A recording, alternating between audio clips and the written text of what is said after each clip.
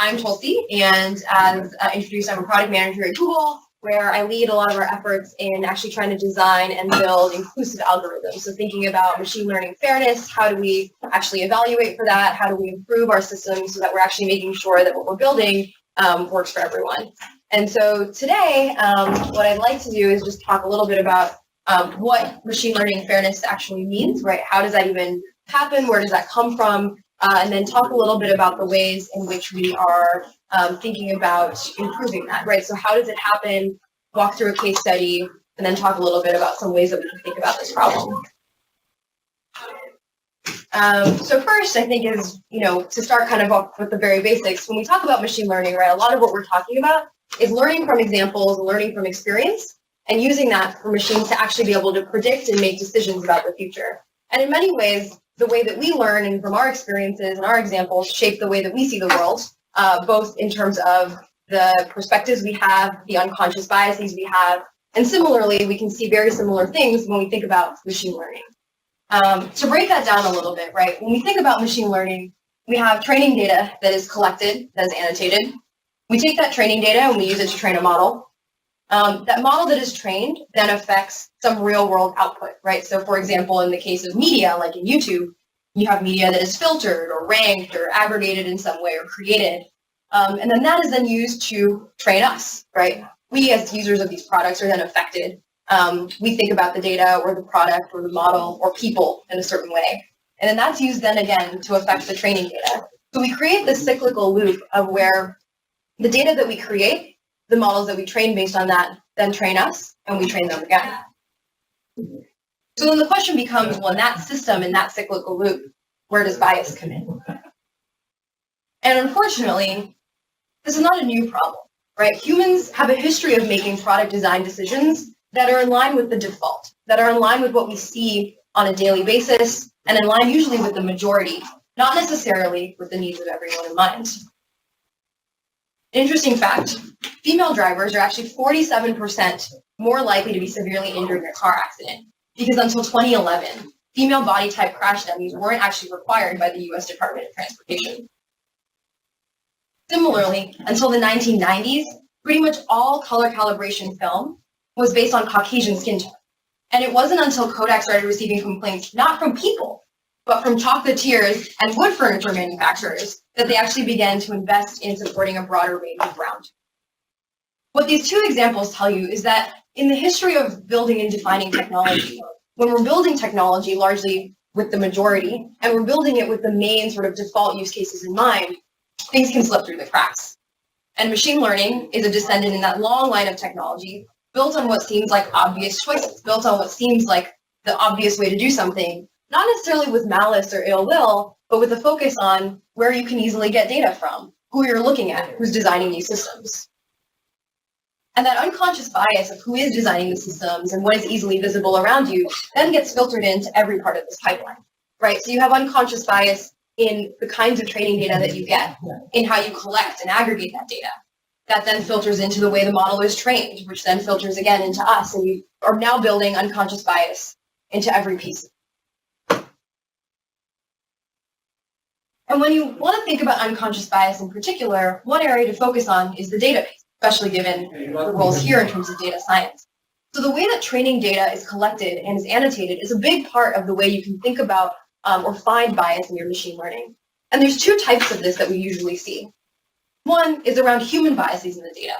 So this is like unconscious bias in the world that actually can reflect in the data you have. An example of this is thinking about, for example, news articles. So let's say you were to look at a whole bunch of news articles and say, well, based on news, I want to identify what words are positive sentiment and what words are negative sentiment. Well, in the last year, there's been a lot of news about immigrants in a way that hasn't exactly been positive, right? There's been a lot of hardship. There's a lot of words that are associated like afraid, right? Or left out, on the border, hurt. And so what you find is if you collect a whole bunch of news articles and say, well, what are negative words and what are positive words? You're very likely to associate the word immigrant with something that is negative, largely because of the way that the world currently reflects certain terms of technology. Then there's human biases in the way that we collect or we annotate the data, where we choose to get our data from, how we choose to organize that data, who we choose to ask for that data, can very much affect the way that we think about the world. For example, if you run a survey on Android phones, and many more Android users are male than female, you're going to find that the skew in the results that you get is largely male, right? So the way you choose to collect that data, who you choose to ask for that data, greatly shapes the outcome of what you're going to get. Digging in a little bit more deeply, one example of this is like human reporting bias. So that's really kind of what I was talking about, which is the frequency with which people write about things doesn't always necessarily reflect the real life of how often those things occur. A study in 2013 looked at what if we look at a news corpus for words and try and predict what is the most likely action someone is about to take tomorrow. Well, if you look at this, the word murdered comes up way more frequently than the word blinked. So in terms of the actions people are likely to take tomorrow, we would be like, well, we're way more likely to murder someone tomorrow. That's reporting bias. Then there's action bias, which is what we choose to share or how we choose to share it could affect the way the data is shaped or the way that people perceive it. We found out this the hard way when we launched Google Draw a year ago.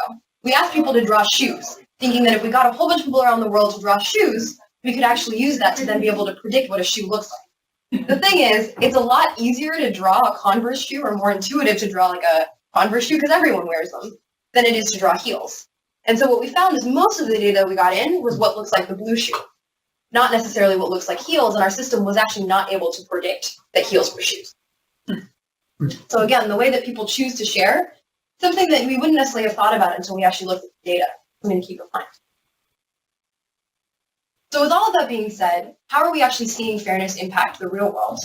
And the reality of the situation is that actually this work is becoming even more important as we're starting to see fairness in machine learning become applicable in real life, very, very harmful situations. One example of this is predicting sentencing. So the two people you see on the left were arrested for petty theft. Vernon Prater was marked as low risk, whereas Brisha Borden was marked at high risk. What were they at risk of? Well, a system in Florida actually tried to use machine learning to predict how likely someone was to recommit a crime once they had been caught for a crime once. The idea being that if you could predict how likely someone was to recommit the crime, then you could create better precautions or potentially put them back in jail. Vernon Prater, who was white, was rated at low risk for a crime after shoplifting, despite being a seasoned criminal with 2 armed robberies and 1 attempted armed robbery. Borden, who was black, was rated at high risk for future crime after she and a friend took and then returned a bicycle and a scooter that were sitting outside. And then makes you think, well, why in the world would that happen? And the reality is that machine learning makes mistakes. And in the case of this particular example, when ProPublica did an investigation, they found that the machine learning model that was used here was 2 times more likely to incorrectly flag a black individual as being likely to commit a crime again as a white individual. And this wasn't that the system was training on race data. They actually didn't know the race data in the actual features that they were using in the model. So how did that actually happen? Well, there's a lot of correlative factors in your data and in the features that you use that can lead a model to create these kinds of generalizations. And the thing here that they found that was particularly interesting was the use of a feature like zip code, where zip code actually is correlated a lot with individuals' race, right? Communities tend to live in similar areas and similar neighborhoods together. And when you start to train a model to learn correlations with something like zip code, you can actually help the model learn correlations with something more broad, like an individual's race or where an individual grew up, which has nothing to do with the crime that they committed or how likely they are to actually recommit that crime. Question. So these 2 people might be the outliers in the data, but the model might be accurate on the average. Yeah, so in this particular case, when done an investigation sort of broadly on average, they found that on average, individuals who are black of like ethnicity or racial origin were 2 times more likely to be incorrectly classified as white. So we actually did see that pattern on average. But that's a good point. There can be outliers in the data. I think what this points out, though, is how important it is to slice your data and how important it is to make sure that when you're actually looking at how models are performing, that you're looking at how they're performing across different identities, whether that be gender, sexual orientation, race, where you live. Because when you look at just like the overall data, you can assume that things just fall in the outliers. But this isn't an outlier. It's just a smaller portion of the data that was looked over at model accuracy. And so that brings up the point that machine learning can be unintentionally misused. right? You could lack insight into where there's bias in your training data and how that could come in. You may not actually look at existing research in the area. And you may not actually think through like all the ways that there can be causal relationships between a feature that seems innocuous like zip code and something that is like a broader problem. So the question becomes, what can we actually do about machine learning fairness? And how can we actually make this better? Well, for one thing, I think there's just some tenets in terms of the way that we build and develop machine learning, right? One is to be accountable, to always test machine learning on a diverse range of users and a diverse range of use cases. Machine learning may not always actually be the right solution, and making sure that humans are always in the loop to check and to vet what we're actually doing. And lastly, being collaborative, actually including social sciences in the work that we're doing, thinking about philosophy, psychology, legal responsibility that we might have when we're actually developing these systems. Some of the things we've learned here is how important it is to actually establish and evaluate key metrics. Having clear metrics, as is true in most data science applications, actually allows us to drive consistent evaluation. It allows us to ensure that we can proactively look for machine learning fairness problems rather than finding them reactively when someone finds a problem. Be cautious of hard features like zip code that might actually drive correlations. Our machines are extremely smart, but they can also learn rules that are incredibly basic. And it's also not always the algorithm. Sometimes the policies that we're actually training the system on or the objectives we're training it for can have their own gaps that lead to gaps downstream. And I just want to leave you with a couple tools and techniques that we've started to see become useful in thinking about this space. And there's a high amount of research actually happening here. This is a field that is rapidly growing. And so if it's something that is exciting to you, reach out to me after, go to ml-fairness.com. We've got a lot of really interesting insights there around tools that you can use, techniques that are existing, research that is currently growing in this field. But some of the ways to think about this are thinking about the data side, right? Create visualizations to understand and debug your data. Understand what percentage of your data is coming from different groups, right? How, like here, you can see so much of the from higher percentages coming from the blue portion versus the yellow or the red or the green. Understand what that might mean for your model's output. Also, actually design models in ways that might actually work for more people. Building in constraints, for example, can lead you to actually be able to train a model that works equally well for two subgroups of users. I won't go into the details of this right now, but definitely check out mlfairness.com. Definitely reach out if you have questions. I think we're in a really exciting time here with machine learning, where we're actually starting to see the power of it, but also starting to think really critically about what the harms are, what the risks are, and how we can mitigate those to make sure that as we're building products that we want to launch globally, that we're building systems like predictive sentencing that might actually hopefully help with human biases, that we actually don't introduce other ways that we can potentially reduce time. Thank you very much.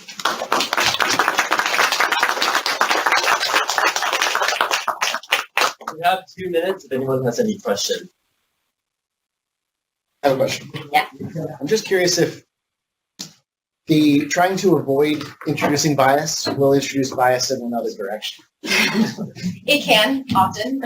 I think the question becomes, but in some ways, the interesting thing is that machine learning in some ways is always meant to make a judgment, right? The notion is that you learn something, you take features, in like say recommendations, you learn something about someone, and then you choose to use that to predict something about them, and in some ways stereotype them in some way, right? So I think there's always some amount of bias that you're going to filter into the system, and also some amount of human bias that we already have in society. So I think the question becomes like, what are the main biases that you want to avoid in your system? And how do you make sure that you're constantly measuring for that, so when you try to introduce something to protect against, that you're not creating like a bias in another direction that you don't want to create? Right. I was just thinking in terms of, let's say you avoid zip code because it might be a parallel to race, but maybe that's important in your model, even if you don't want it to be something that leads you to and I think that's a different piece of it too, which is like there are often things that are actually valuable in predicting the problem that you're actually trying to predict, right? So for example, when you go back to like the news case and the sentiment case, given like sort of the media world today, there are certain identities that are often associated with certain types of articles, given the way that sort of the media space is writing. And so some of those features are actually going to be really useful for like just your model accuracy. And so I think then the question becomes there, like, what are the other features that you can collect that would be valuable in producing this, right? I think we often tend to be like, well, we have to use make the model accuracy so much better. I think the question is, well, we don't have to, right? Can we actually introduce other things that will be valuable Okay, and that's not a great answer, but I think it is often the case where you have to make a trade-off between fairness and between model performance. I think, usually the reason your model is performing in a biased way is because it's learned correlations that make it perform better. And so you have to take some of that trade-off. So you guys were looking at the sentencing model against actual people who are actually being sentenced. At what point of model performance are you looking for where it would theoretically have been adopted? Are you comparing it to the bias found in humans, or are you trying to have like exactly it has to be 99% accurate no matter what, and you're not considering human bias compared to it? Yeah, so the way we were looking at it in this particular case was looking at basically error rates compared for one group versus the other. Okay. So we weren't necessarily saying that it has to be 100% accurate for any particular group.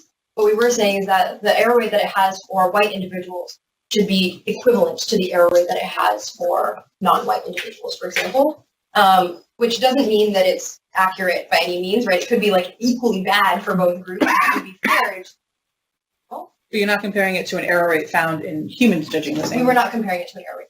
So I think we did when ProPublica looked at this study a couple years ago, they also looked at just like human error rates in judgments. And for better or for worse, there are also biases towards race and things like that come up in that as well. I think the reason that this is particularly concerning is because usually when there's human judgments, we already have checks and balances in place in the system, knowing that humans are biased. That doesn't necessarily mean our system is great, but it means that we've like thought a little bit through and we actually force humans to articulate like the reasons why they're making some of these decisions and to talk about them. Whereas with, I think, machines, we tend to assume, well, it's done it, great, it must be good, it must be right. And I think that's where some of the concern comes in, where checks and balances are harder to do in a system that you can't necessarily explain fully. So what if the bias is true? Like if the race is causally related to crime? Oh, we're out of time? So do you recommend removing it from the model or ignoring it, or then? Yeah, I'll just answer this question and then I'll cut off. But I think, yes, I think we would recommend removing it. I think that the policy and the ethical. Yeah, I mean, I think the question is like, what does that really mean to say the truth, right? Like, for example, it is less likely that women are in high-ranking positions today. That is the truth. But if we were to account for gender in who we promoted or how we thought about that, we would never progress further, right? And so some of these issues of identity and assuming that they're correlated and that we should therefore use those features, I think keeps us in this cycle of bias and keeps us in this cycle of perpetuating inequality. Whereas if we took that out and we said there's other factors about someone that lead to this behavior, then we should prioritize trying to use those. Yeah. Great, thank you so much.